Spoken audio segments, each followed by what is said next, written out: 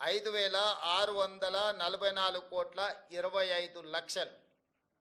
3 విడతలల్లా 17,869 కోట్ల రూపాయలు 22,22,067 మంది రైతు కుటుంబాలకు మేము మాఫీ చేయడం జరిగింది, వాళ్ళ ఖాతాలో వేయడం జరిగింది.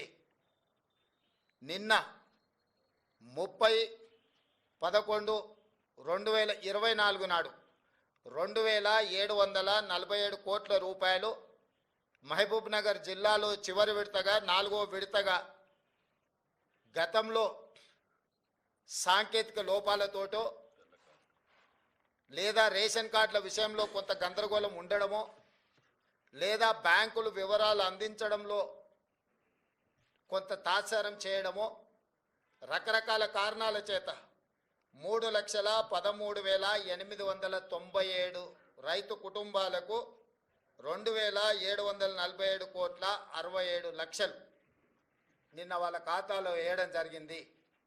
టోటల్గా 25,35,964 రైతు కుటుంబాలకు 20,616 కోట్ల రూపాయల 89 లక్షలు ఈరోజు రైతులకు రుణమాఫీ చేసిన చరిత్ర కాంగ్రెస్ పార్టీది. కాంగ్రెస్ ఇచ్చిన 2 లక్షల రూపాయల రుణమాఫీ గ్యారంటీది. దేశ స్వతంత్రం వచ్చినప్పటి నుంచి ఈనాటి వరకు ఈ రోజున్న 29 రాష్ట్రాలు కానీ గతంలో పెద్ద రాష్ట్రాలుగా ఉన్న ఉమ్మడి రాష్ట్రంలో కానీ స్వతంత్రం వచ్చినప్పటి నుంచి ఈనాటి వరకు కేవలం రైతు రుణమాఫీ ఇంత తక్కువ సమయంలో 25,35,964 రైతు కుటుంబాలకు 20,616 కోట్ల రూపాయలు ఏ ప్రభుత్వము చెయ్యలేదు. గతంలో మా ప్రభుత్వం కూడా ఇంత పెద్ద ఎత్తున రైతు రుణమాఫీ చెయ్యలేదు. ఈ దేశంలోనే ఇది గొప్ప రికార్డ్. అయినా బీఆర్ఎస్ నాయకులు పదే పదే రైతు రుణమాఫీ గురించి రకరకాలుగా మాట్లాడుతున్నారు. నేను వారు చేసిన వివరాలను ఒకటి పోల్చి చూసుకోవడానికి, పాత్రికేయ మిత్రులు విశ్లేషించడానికి కొన్ని వివరాలు నేను చెప్పదలుచుకున్నాను. 2014లో వాళ్ళు 1,00,000 రూపాయల రుణమాఫీ గురించి హామీ ఇచ్చారు. అధికారంలోకి వచ్చిన తర్వాత 4 విడతలుగా రుణమాఫీ చేస్తామన్నారు. 4 విడతలల్లో బ్యాంకుల్లో జరిగే మిత్తిలు పెరిగే మిత్తిలను కూడా మేమే కడతామన్నారు. ఆ విడత సరిగ్గా అమలు చేయలేదు. రెండవసారి మళ్ళీ హామీ ఇచ్చారు 2018 ఎన్నికల్లో. 2018 ఎన్నికల్లో కూడా 1,00,000 రూపాయలు ఏక మొత్తంలో రుణమాఫీ చేస్తామని చెప్పిన ప్రభుత్వం ఆనాడు వాళ్లకు చెయ్యలేదు. చివరికి ఎన్నికలు సమీపించిన సమయంలో ఔటర్ రింగ్ రోడ్డును అమ్మి హడావిడిగా రుణమాఫీ చేసింది ఎంత అంటే వాళ్ళు 21,35,557 మంది రైతులకు 11,909 కోట్ల 31 లక్షల రూపాయలు మాత్రమే రుణమాఫీ చేసిండ్రు. 4.5 సంవత్సరాల తర్వాత వాళ్ళు రుణమాఫీ చేయడం వల్ల ఈ 1,00,000 రూపాయలు రుణం తెచ్చుకున్న వాళ్లకు ఇందులో వడ్డీ ఎంత పోయిందయ్యా అంటే 8,578 కోట్ల 97 లక్షలు. దాదాపుగా వాళ్ళ మొత్తం అప్పులకే పోయింది. అంటే వాళ్ళు తెచ్చిన 4.5 ఏళ్ళు రుణమాఫీ జరగకపోవడం వల్ల అది మొత్తము వడ్డీలకే వెళ్ళింది. దాంతో నికరంగా వాళ్ళు చేసిన రుణమాఫీ ఎంత అంటే 3,331 కోటి రూపాయలు మాత్రమే. సింపుల్గా చెట్టు కింద లెక్కలు చెప్పాలంటే వాళ్ళు ఇచ్చింది 2018 నుంచి 2023 వరకు 5 సంవత్సరాల పరిపాలనలో చంద్రశేఖరరావు గారు ముఖ్యమంత్రిగా రైతులకు 11,909 కోట్ల రూపాయలు రుణమాఫీ చేసిండు. ఆ రుణమాఫీలో వడ్డీ 8,578 కోట్ల రూపాయలు వడ్డీ కింద పోయింది. కేవలం 3,331 కోట్ల రూపాయలు మాత్రమే అసలు కింద జమ అయింది.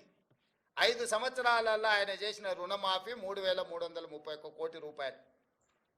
వారు ఈరోజు సంవత్సరం తిరగకంటే ముందే దాదాపుగా 20,616 కోట్ల రూపాయలు రుణమాఫీ చేసిన మమ్మల్ని తప్పు పట్టాలని, దోషిగా నిలబెట్టాలని ఏదో ఊబలాట పడుతున్నారు.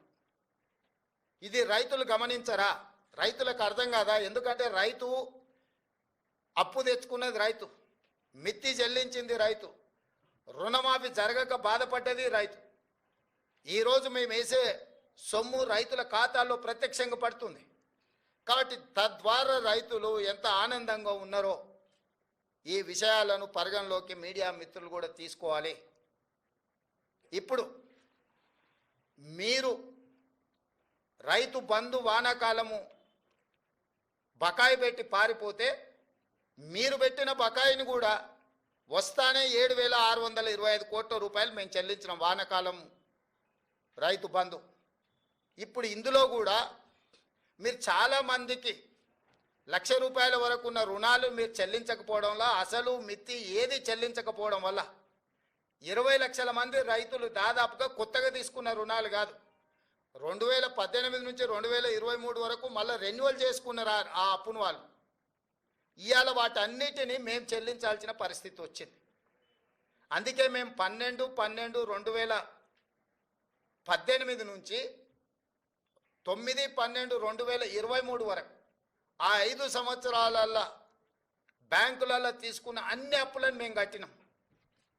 చంద్రశేఖరరావు పరిపాలించిన 5 సంవత్సరాల కాలంలో రైతులు చేసిన అప్పు 12/12/2018 అంటే రెండోసారి చంద్రశేఖరరావు గారు ప్రమాణ స్వీకారం చేసిన రోజు నుంచి చంద్రశేఖరరావు గారు దిగిపోయి మేము ప్రమాణ స్వీకారం చేసి మొదటి రోజు అసెంబ్లీ ప్రారంభించే తారీఖు వరకు దాదాపుగా 5 సంవత్సరాల పూర్తి కాలంలో రైతులకు ఉన్న 2 లక్షల రూపాయల వరకు రుణమాఫీని మేము చేసి రైతుల పట్ల రైతు పక్షపాతిగా మా ప్రభుత్వం ఉన్నదని మేము నిరూపించుకున్నాము. అది రుణమాఫీ విషయం. రైతు బంధు మీరు వానాకాలం బకాయి పెడితే మేము వచ్చినెంబడే ఆ బకాయి ఇచ్చినాం.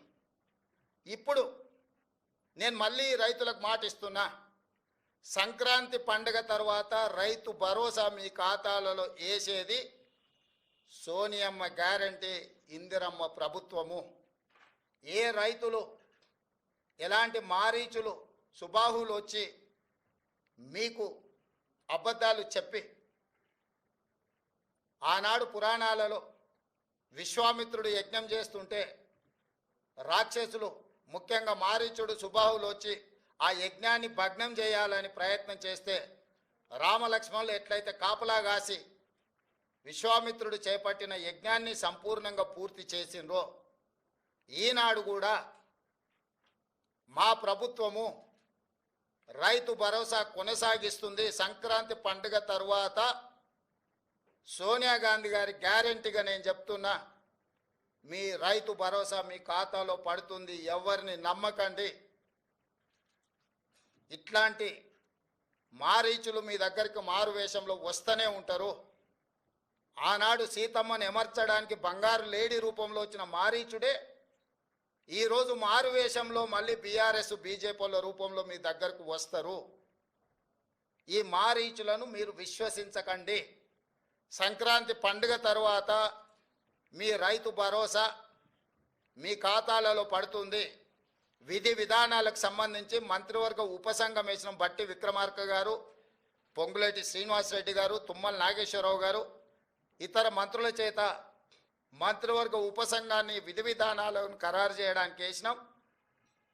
రాబోయే శాసనసభ సమావేశాలలో విధి విధానాల మీద చర్చ పెట్టి ఏ రకంగా కార్యాచరణను తీసుకొని ముందుకు వెళ్దామో నిర్ణయించుకొని డిసెంబర్ నెలలో జరిగే శాసనసభ సమావేశాలలో సభలో చర్చ చేసి విధి విధానాలను ఖరారు చేసి సంక్రాంతి పండుగ తర్వాత మీ రైతు భరోసా మీ ఖాతాలలో వేసే బాధ్యత మా ప్రభుత్వం తీసుకుంటుందని చెప్పి నేను రైతులకు గ్యారంటీ ఇస్తున్నా.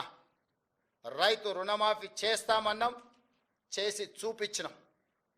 రైతు బంధు చంద్రశేఖరరావు గారు బకాయి పెట్టి పారిపోతే వాటిని కూడా 7,625 కోట్ల రూపాయలు రైతుల ఖాతాలో మేము వేసినాము.